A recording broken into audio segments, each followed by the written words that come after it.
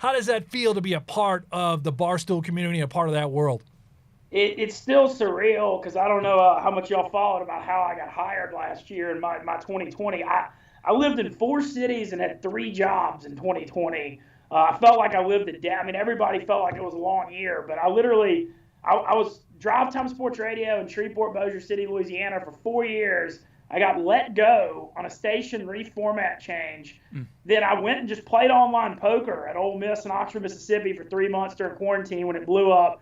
I got hired by ESPN Baton Rouge, the LSU flagship, in late June, and that was literally the job I wanted. I just wanted to work for – they have one of the best radio stations in the South. I was happy about it. And then this video went viral of me going nuts after Ole Miss beat Kentucky in overtime. My producer and roommate had the wherewithal to just flip on his phone when I was going nuts after this game, and Barstool caught it on a retweet. And the next morning I was driving to Natchez, Mississippi to do a ESPN Baton Rouge Sunday morning show, and I see Dave Portnoy retweets SEC football hits different. It's me screaming at Lane Kiffin doing the Ole Miss hotty toddy cheer. Then I see Dave Portnoy's followed me on Twitter, and I'm like, what the hell is going on?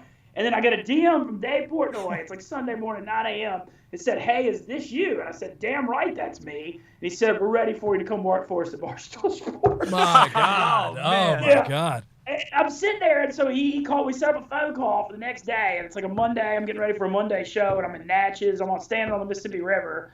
And I say hello, and he first thing he says to me, he goes, your voice sounds exactly how I hoped it would. He goes, listen, I don't know everything about life, but I've been pretty good about finding talent, and you're my guy. And I was just like, damn. I'm like, all right, let's do it. And I moved up to New York. I'd only spent one night in my entire life in New York at a concert in fall of 2011, and I moved up here Halloween. And, now we're doing the dang thing, and I'm about, I guess it's about 4 months ago now. And I don't see how it could really be going better, but it's surreal. The journey's just it's crazy. Yeah, what have these last couple months been like? It seems like you're pretty involved. It seems like you're pretty in the mix. We see all these live Barstool betting streams that you're a part of. You're reviewing your picks on Twitter. You've emerged as a super popular Twitter personality. So how have the last couple of months been for you? It's been surreal. It's been every day. I'll be honest. I catch myself 5 or 6 times a day just trying to stop and be like, this can't really, be happening. But I think I'm mentally ready for it at 37. Like, whereas we were all young and foolish. We all were 10 years ago.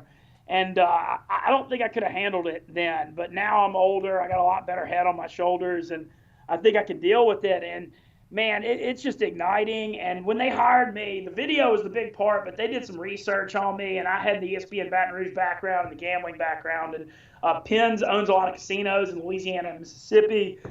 So I was just a really good fit with what they're doing, and it's just going. I don't see how it could be going better. I'm part of Pick Central every day, which is an hour gambling show from noon to 1 Eastern. I do like a 1 minute after dinner Mintz video. I'm involved in podcasts and trivia and ping pong. I just totally immersing myself in the culture. And I will say this.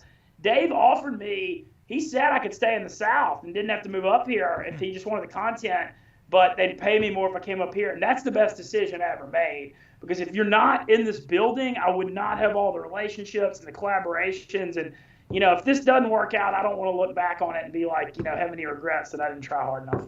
Now, you mentioned Pick Central. It's obviously fantastic podcast, great content that's going on out there. You and Brandon Walker not only are doing the show together, putting out picks, fair to say that you guys are pretty good friends as well? Well, yeah, so we've got an interesting relationship because, I was brought in, so he's the big Mississippi State guy, and they brought me in to feud with him as the Ole Miss guy because it's just in the South, a huge Mississippi rivalry. And his personality, he's a little more negative, dark, and I'm super, positive, high energy. So I think it works really well together, just us being opposites. And we have a mutual respect where he's an older guy, too. He's 41, married with 4 kids. I'm 37. I think there's an understanding that he grinded in Tupelo, Mississippi, and I grinded in Bossier City, Louisiana, and we freaking appreciate the opportunity we have now. And I'm not saying all the younger kids don't work hard, but I think it's just different when you're older. You just get it a little more. And so I think we have a great mutual understanding on that. We both work really hard, if you call this work. But we go at each other's throats, too. I mean, on the Ole Miss Mississippi State stuff, we're super ruthless. We'll say anything. I know that it's business, Barstool, it's kind of like WWE a lot. A lot of it's content, funny, and so I know not to. It's strictly business, not personal. And so, we definitely body bag each other in public a good bit, too.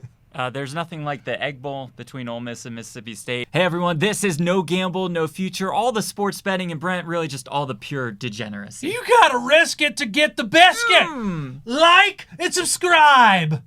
Please.